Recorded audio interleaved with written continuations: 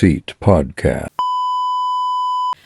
Hi, welcome back to another episode of Hot Seat Podcast. My name is Hanis Suraya. My name is Nisa.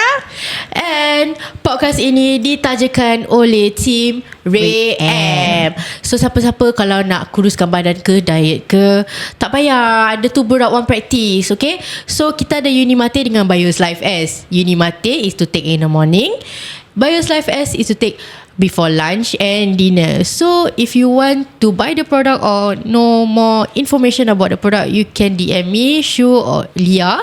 Mami belum ada lagi kan? Mami tak nak. tak nak. Okay, so we are going to talk about abusive relationship. Have you seen the video recently yang viral dekat social media? Of course, itu viral sih. Alamak, fed up Fed up kan? When you see that, habis ada macam dia punya, the kid was behind and is newborn, tak salah. I think it's newborn. Because budak tu is totally kecik gila. Habis Geram. fed up. I don't understand why. I know that your husband, you know that your husband is cheating on you, but not on the same spot where your baby is just right behind your husband. Exactly. I know. I mean, like, if you also know, just leave that place. You want to fight wherever it is. Jangan ada anak sebelah you. Macam you saw right the video, macam mana dia tertendang the budak sampai budak tu nangis. Tersengit sikit. Yeah, I mean, very inilah, very, I think some mothers you have to be careful lah. Kalau dah start nampak lelaki dah start nak agresif, kau boleh you stay away from your baby. I know that kita memang nak anak kita dekat sebelah pasal kita nak jaga kan. Tapi yes, correct. Kalau boleh dia dah macam gitu, so you know that he's aiming you, why not you go away lah. Jangan kesian budak tu, ya Allah. Kan. So what's the definition of a abusive relationship? It can be a lot of things lah. Abusive can be mentally tortured. Can Through manipulation. Can be, is considered abusive also. Abusive physical, mentally. quite a lot lah. Yeah, a lot. The verbal lah, or macam orang cakap kan, when we want to know this kind of people that has macam panas baran, we should actually stay away from them. Or it's kind of like a red flag. Yeah. Because if you want to get married to someone that you really love, but one of the red flag is dia panas baran to the point that he can lay hands on you. But sometimes kan, waktu sebelum kahwin dia punya baik dia punya baik macam very angel.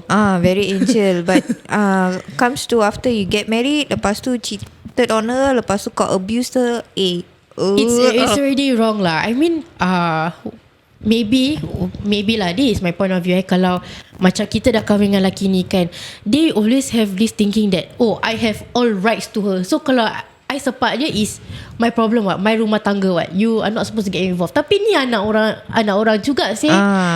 You sepak is already considered as a physical abuse. Yes, correct. Girls out there, if let's say you have this kind of partner, please do make a police report and go for PPO. Okay, PPO is important. Yeah.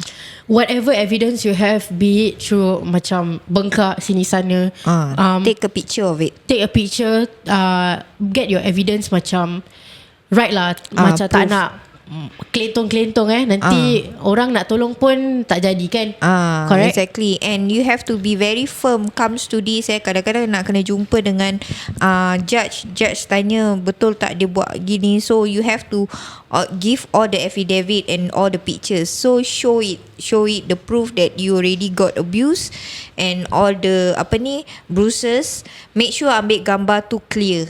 Yeah. But I also realize, right, sometimes abuse comes from little things. It might be coming from a small pinch. And that small pinch can turn into harsh pushes. Then lepas tu sepak. Then dia ada macam banyak lah, dia punya kategori level-level. You know, sampai, this is what I experience. I have one friend, okay, dia kena abuse outside in public, but people don't help. I don't understand. So if you nampak orang kena abuse, be it like a couple, will you get involved? Of course lah. I mean that tapi kita nak kena tengok juga orang tu ada weapon ke apa ke. At least if you cannot help, is too aggressive ke apa ke, at least you call a police rather than you take macam free show, tengok dia kena rembat dekat situ kan. Macam engkau ni ibarat kau tak terfikir ke kalau family member kau yang sendiri kena rembat dekat situ. Lepas tu nobody is helping, people taking videos. Please lah, at least help. Pasal kita ni humans tau. I mean like, kita nampak orang kesusahan, at least kita tolong. Bukannya kita nak masuk campur, that's mean kita ni kepo ke apa, bukan. Sometimes we need to help. Pasal we don't know how far that the fight can go. And then like lagi-lagi, okay, it doesn't matter if it's a guy hitting a girl or a girl hitting a guy, it's still the same. Kalau it's too aggressive also, we need to macam help lah. Yeah, at least you not interfere lah, but at least you stop them from getting more aggressive. Yeah, this thing can be happen, killing each other in Singapore. Please jangan naikkan kerja polis itulah. Like macam it doesn't matter, like be it a guy or a girl, I don't condone violence because like I really hate to see abusive people like macam gaduh-gaduh macam gitu in public and nobody's helping, but instead they're recording video. Recording video. Like, what's your purpose of recording a video? You're trying to chase clout to get numbers on your social media, or memang korang just tak nak tolong, but okay, I saw this happen, then you send to your friend and then it virals all on social media. Okay, but if let's say your intention to take the video just untuk help dia punya after they make a police report, show as a evidence, at least okay. Tapi jangan korang letak dekat social media orang ni kena rembat, mengaibkan dia. Kesian. It's not nice. At least you helping is okay lah, is acceptable lah. Tapi kalau kau ambil video setakat untuk kau viralkan orang ni, aib dia. It's aib lah basically. You try to imagine if let's say it's happened to your own sister or your brother, can be happens to anybody. Girls nowadays pun dorang bukannya bahasa macam duduk relaxnya tau. Ada yang rembat balik jantan, tapi this one is happen opposite lah, which is more common, which perempuan yang selalu kena pukul daripada lelaki. What we always see online is always the girls lah. The girls. So I nak tanya satu soalan. How does emotional abuse impact on a person's mental health? It's really impact lah, because you know why? Kita ni manusia, semua manusia ada perasaan tau. Kalau kita dah kena mentally abuse ke, physical abuse ke, walaupun kita dah maafkan seseorang tu, kita punya tak boleh lupakan kejadian tu masih ada tau. So traumatized that makes you macam believe whether this person can change or this person cannot change. But do you have any like stories like you heard or any of your friends share that pasal diorang punya stories yang diorang kena abuse or anything? God, a lot. My generation a lot. Tapi my generation is totally different lah. My generation dulu mana ada handphone nak ambil video semua. Dulunya generation perempuan kena pukul, nanti orang lain semua akan masuk, silap hari bulan tu jantan pun kena rembat dengan lelaki-lelaki. Most common lah my generation. But now generation, I see like you guys are not helping, but instead of viral things, make your social media so orang tengok kau punya social media viral.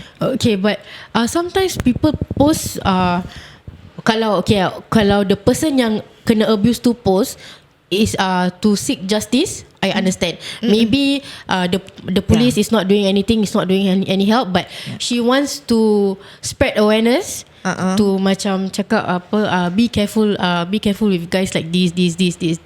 You know, if you meet this kind of guy, make sure you know that dia ada red flag.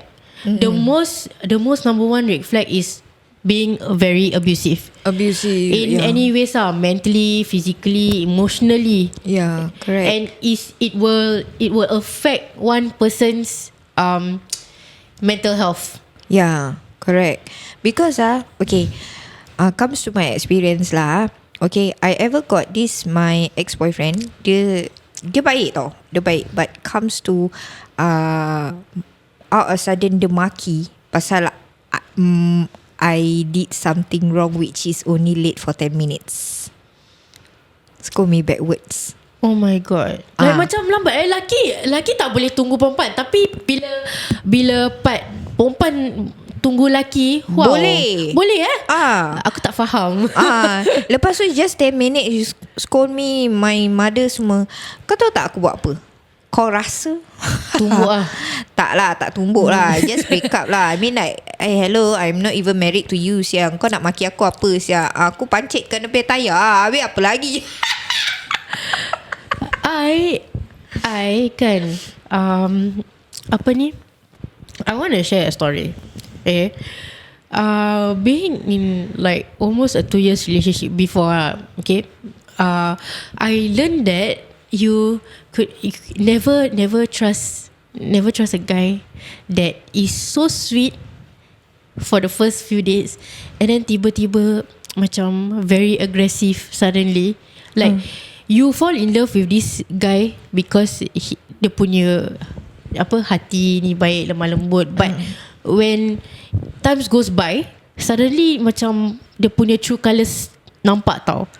So like macam dekat time ITE, I kena sepak. Siap. I kena sepak. Then what do?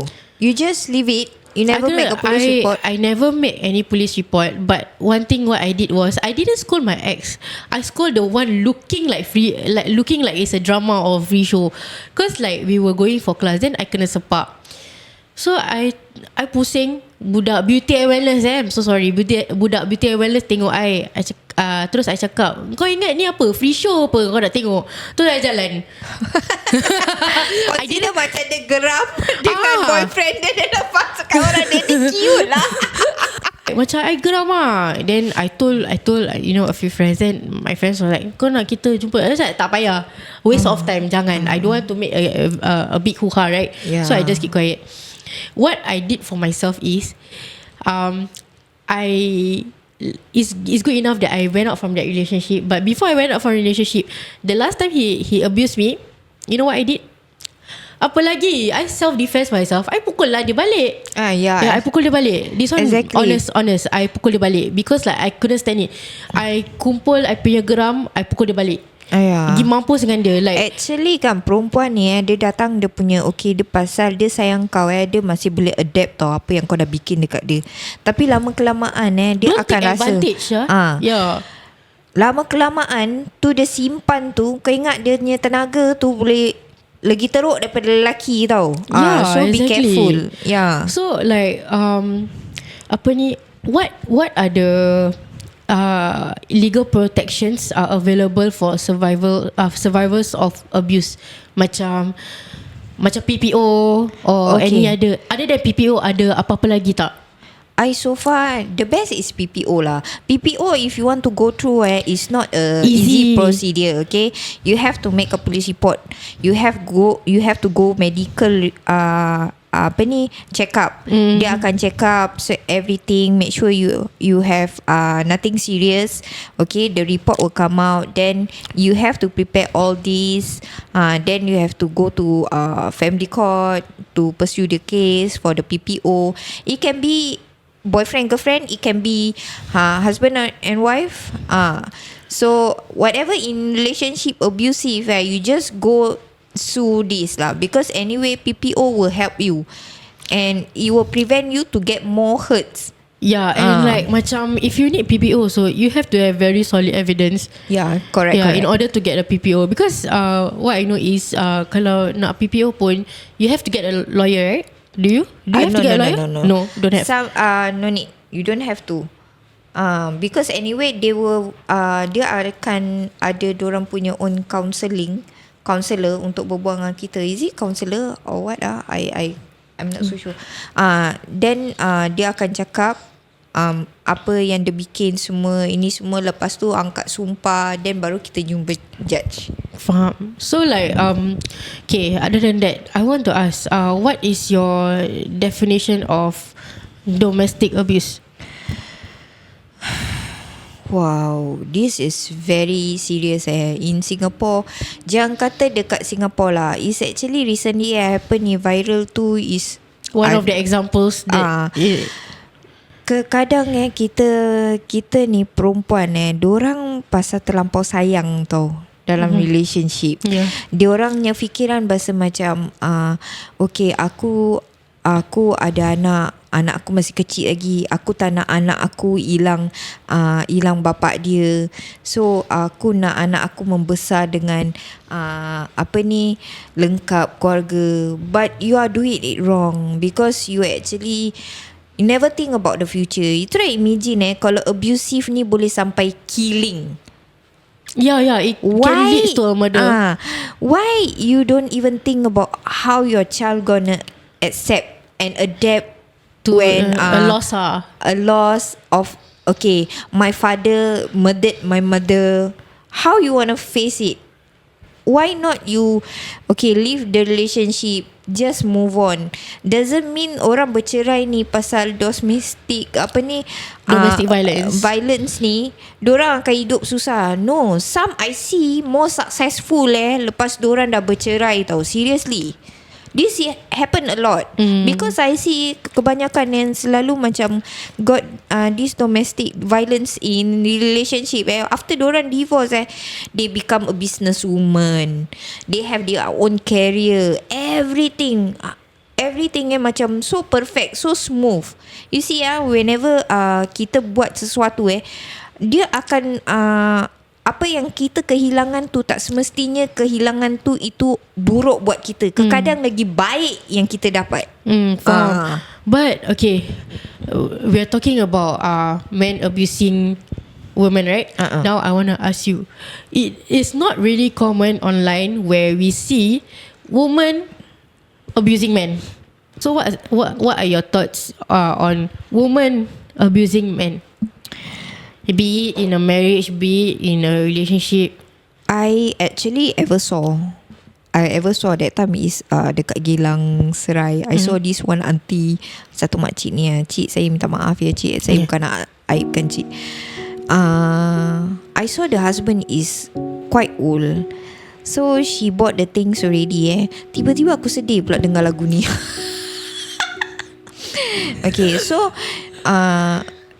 pakcik ni dia orang tua kan, jadi dia jalan very slow. So the wife was shouting at him, cepat sikit lah, orang tua ni menyusahkan aku Cik, orang lain semua nampak cik, sedih cik.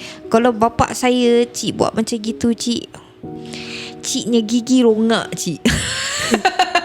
But usually I have been I've been seeing not online lah, maybe around like in public, there is woman that is abusing men in public also. So like I am not only siding woman, but I'm also siding the other side lah. Because what do you call it, kita be fair lah, pasal kita pun tahu, kita pun manusia. Kita ni perempuan bukannya perfect sangat lah kan. Kita perempuan selalu, walaupun kita salah pun tetap lelaki kena cakap kita betul. Yes. Dia ada tagline tau. Dia ada tagline dia gini, perempuan tak pernah salah. Yang lelaki, kita yang beli beras. Tapi siapa yang masak? Kau masak sendiri but kesian jugalah. I mean, it doesn't matter what kind of abuse that the woman does to a man, but it's still Not nice. It's still not nice. I mean, men's mental health also matters.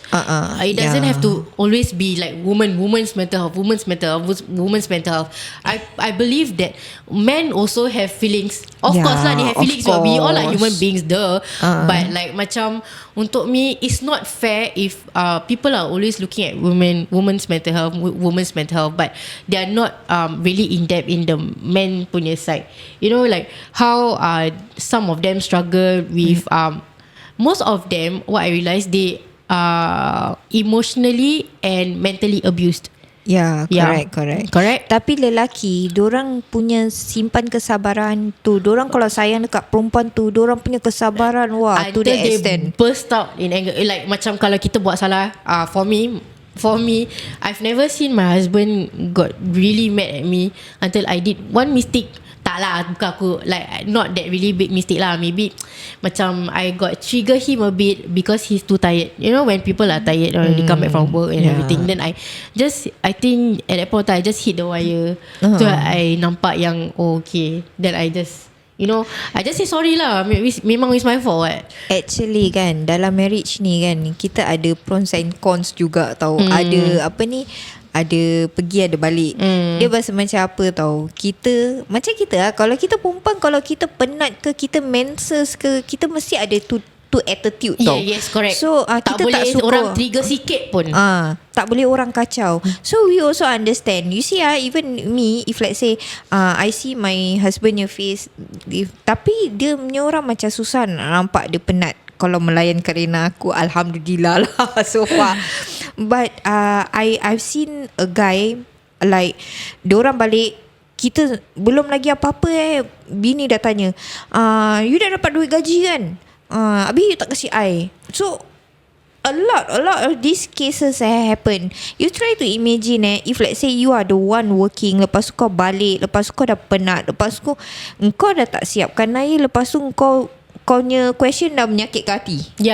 Actually itu yang boleh mendatangkan abusive in relationship and abusive mentally, mental and emotionally abusive.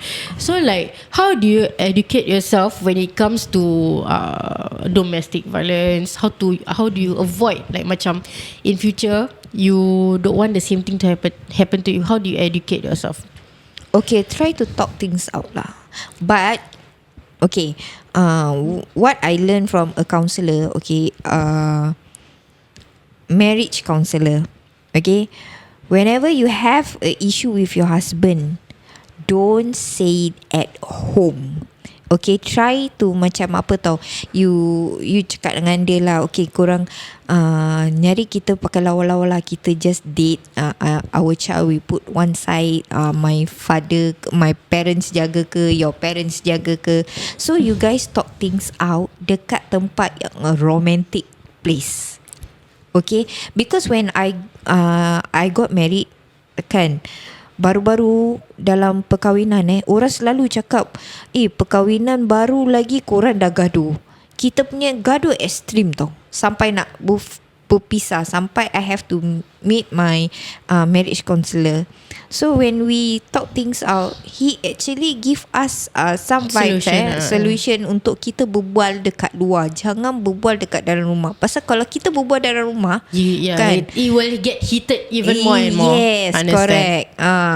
So berbual dekat luar, bawa berbincang apa benda yang you punya perangai yang I tak suka. Kalau benda tu dah triggered dia je kan, try to stop. Tukar topik lain. Other than that also, I think we can set boundaries. If we want space, I think we should respect each other's both space, privacy. To maintain a happy relationship, also kita kena jaga each other feelings. Correct. Not only I have to jaga your feelings, but you also have to be compromise with each other. The best thing is, kalau tak ada benda yang baik nak cakap, jangan cakap apa-apa. So you silent yourself. Bukan correct. Pasal silent ni kita tak nak berbual ke apa. Try to cool down yourself. Pasal kalau kau tak cool down, kau berbual, kau lagi trigger. Kalau orang tu belum lagi cool down, dia akan panas, lagi gaduh tau. Yes, correct. Then values your values. Values. How do you macam Values. know your values, macam be clear about your values or what you want in a relationship. Then because like you want to ensure apa your values aligns, your partner's values are aligned with yours. Macam you know your own values, your partner also have his own values. Make sure that dia macam Tally. Actually itulah macam kita boleh compromise with each other. So macam kita nak kena understand kita orangnya inilah macam each other situations lah. Try to talk things out lah, macam gitu. So like for example, values ni kan, it can be a lot of things. Values it can be macam, okay, aku sayangkan ni relationship. So I values this relationship. So I have to tone down a bit. Okay, maybe find a solution. What am I supposed to say? Yeah. That mean you values the relationship that you had. Tapi kalau tak boleh satu orang je must be two person. Tapi kalau kau satu orang je, kau values the relationship so much, but dia tak, no point. Yeah, actually true because like to me, if you want to stay in a healthy relationship, our feelings is very important. How we treat each other is also very important. To be honest when it comes to marriage or relationship, I think it's best to be not be secretive. Not be secretive. At least like, and have reassurance.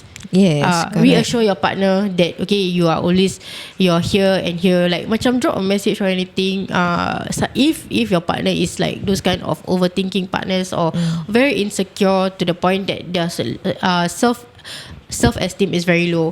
So kadang-kadang kalau kita perempuan, kita ada this very low self-esteem whereby kita macam overthink when our partner is always outside. We tend to overthink, dia ni pukul berapa dah nak balik. You know that kind of feeling. So macam to avoid this kind of things, try to call your wife.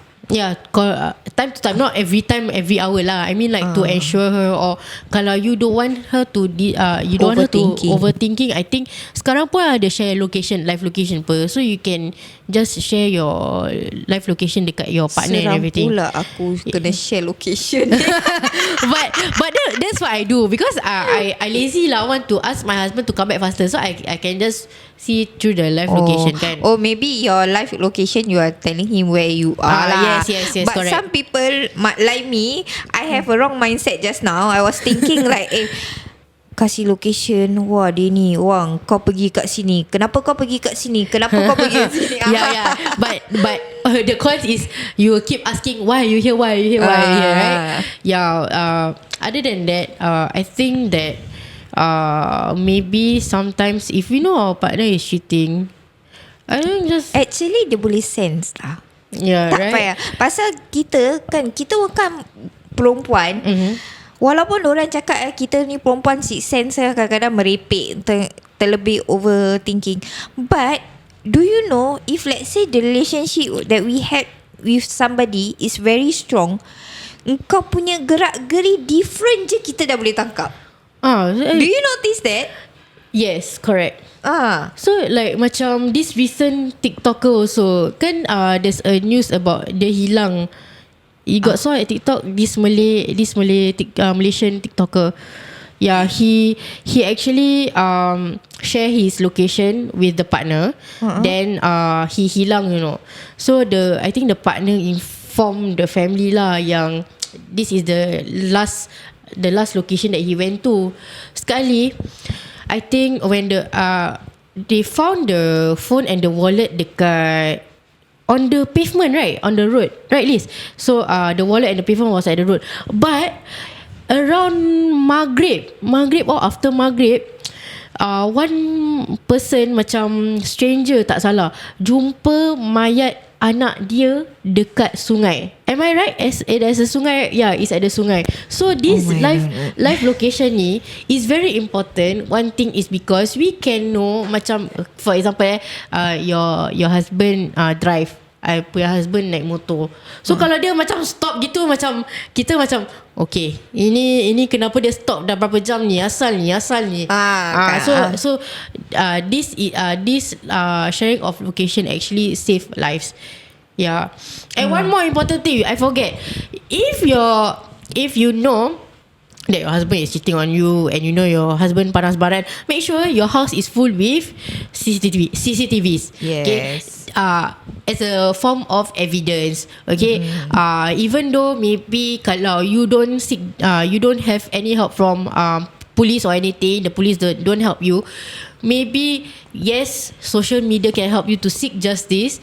Maybe from there orang akan share awareness that, you know, like what I mentioned before lah. So like in the whole conclusion, what do you think about, we get back to the video lah. Video apa? Yang video pasal yang kena pukul. Oh, okay. I just want to advise ladies out there, okay, comes to this kind of relationship, you have to think about yourself. Sometimes you have to love yourself more than you love somebody else. Kadang-kadang kita kalau fikir satu benda, kita akan sayang orang tu, kita tak fikir dunia tau. Kita fikir pasal diri kita ni sayang dekat dia sangat, pasal kita value that person so much. But you have to remember, you have to value yourself and love yourself more, because self-love is very important. Yeah, girl. It can be for ladies, it can be for guys also. Even let's say you have a girlfriend that abusive, please think of yourself. Okay, leave. You Halas, want to halas. Kau nak kahwin dengan dia, engkau nak kahwin dengan perempuan macam gini ke? Engkau nak kena hadap dengan dia tau berpuluh-puluh tahun. Kau takkan nak kahwin, buang duit kau kahwin 30,000, 50,000 setakat kahwin dengan dia, lepas tu cerai 1-2 bulan. No. Asal bunyi dia macam gitu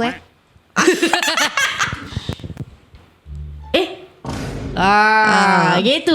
Tapi there is terms, okay, untuk lelaki diorang panggil lelaki dayus, but for perempuan I keep hearing the word nusyus.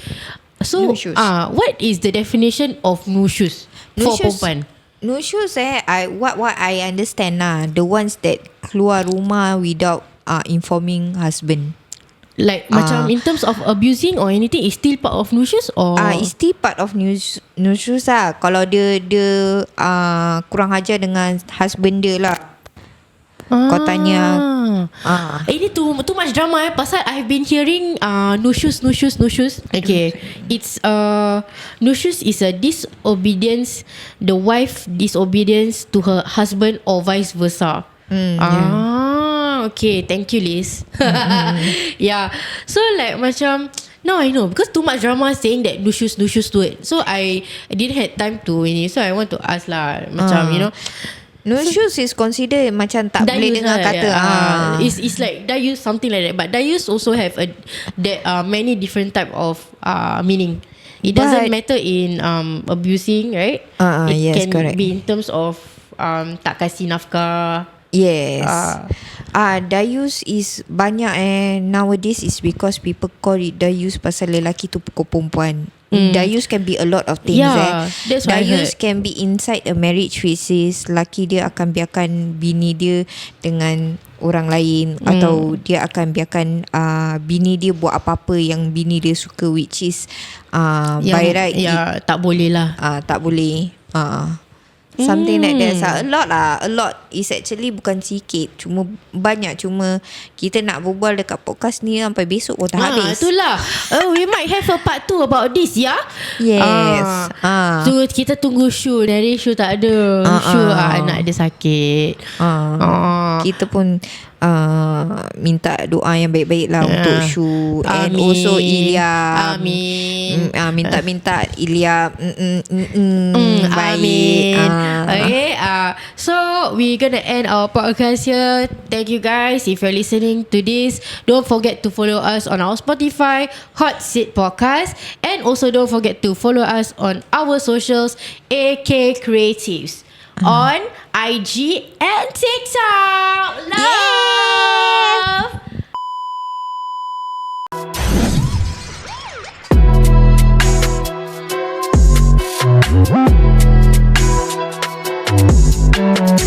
Hot Seat Podcast.